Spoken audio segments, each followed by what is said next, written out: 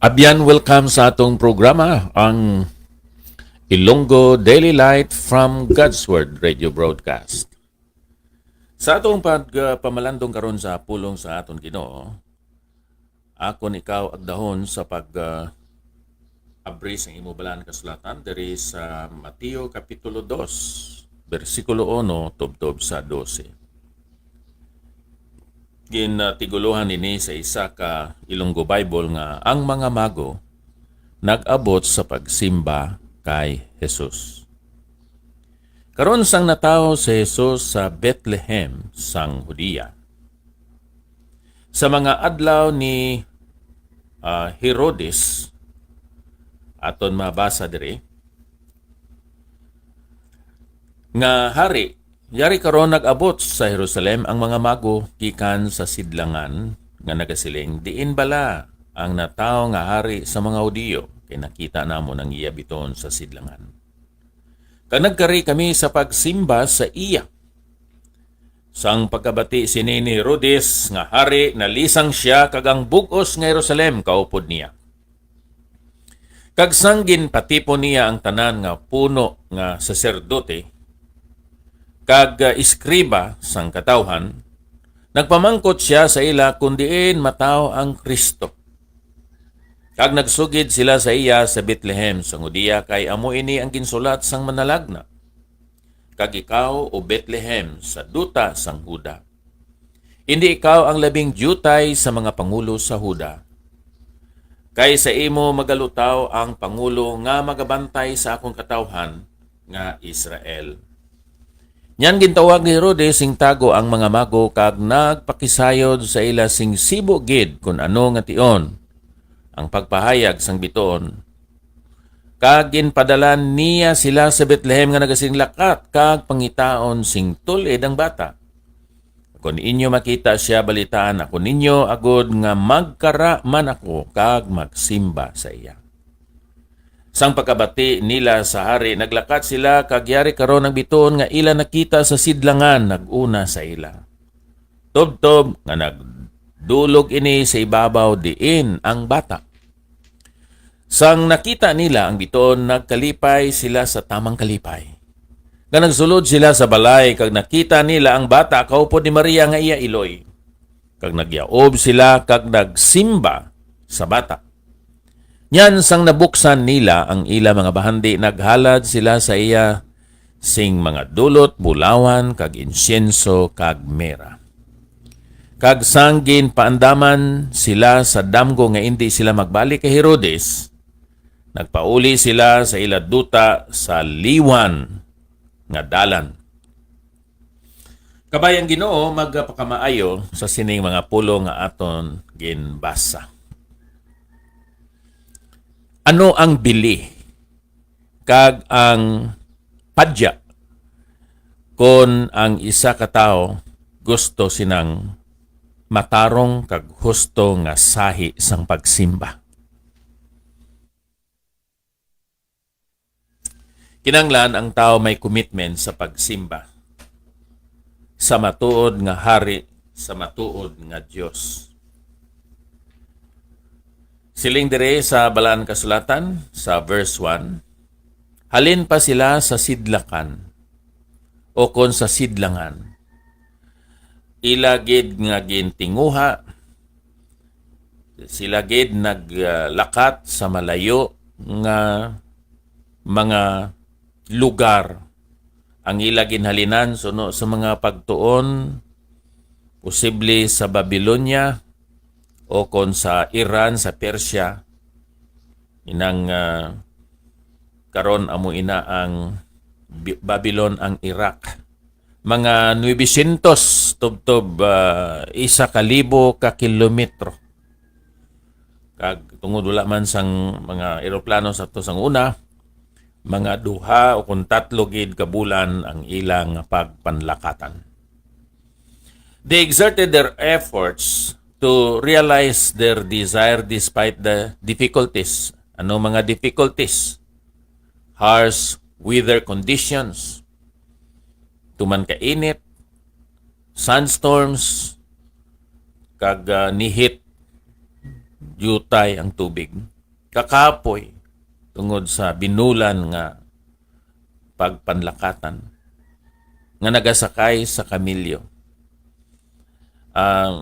Wala sila sang kompas, pero nagatanaw sila sa mga kabituunan kag bisan pa sa tong bituon nga nagpakita sila dito sa sidlakan. Ang aton makita man nga language barriers, lain-lain nga mga hinambalan. San pagani diri sa Negros, no? Lain ang sa east, Sinibuano, dito sa Pihak. Sa west, ang Hiligayno no kunang Ilonggo. Bisan sa mga banwa, abyan, no? Lain-lain ang mga intonation sa mga paghambal. Much more nga ini sila halin sa east, padulong sila dito sa Jerusalem. So, communicating in unfamiliar regions. May mga dangers man. Mga hold-upper, robbers, mga tulisan. Much more, the danger of meeting Herod the Great, the murderous king.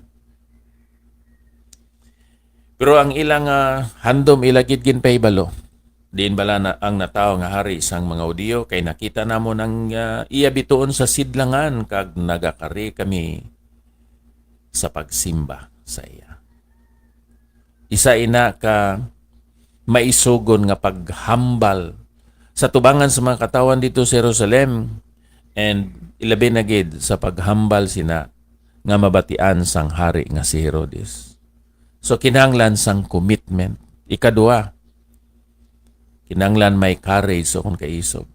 Sa pagpaybalo kung sino ang matuod nga hari, ina si Herodes, Herod the Great. Hindi na siya Hudiyo. Isa siya ka idumanhon. Sa atong panaghalin siya dito sa rasa ni Esau. Ining mga Hudiyo naghalin ni sila sa kay Jacob, sa kay Israel.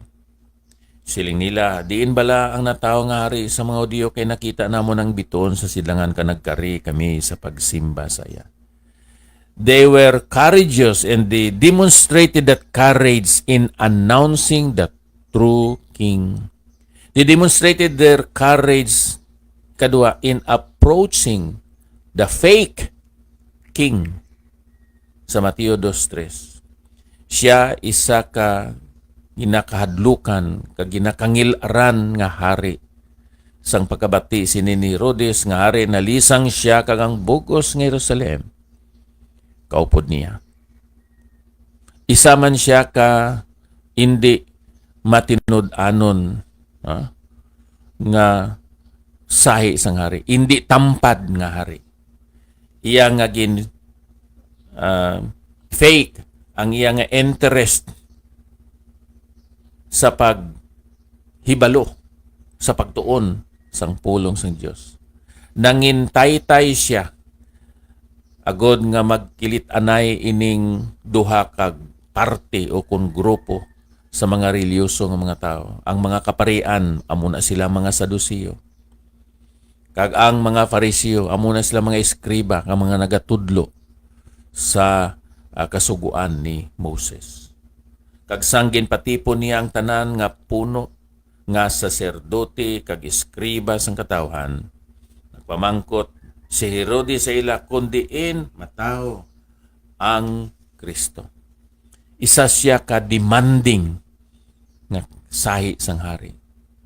Nagpamangkot siya sa ila kundiin mataw ang Kristo. Kung nagsugid sila sa iya sa Bethlehem sang Judea, kay amo ini ang ginsulat sang manalagna. Kag ikaw o Bethlehem sa duta sang Huda, hindi ikaw ang labing jutay sa mga pangulo sa Huda, kay sa imo magalutaw ang pangulo nga magabantay sa akon katawhan nga Israel.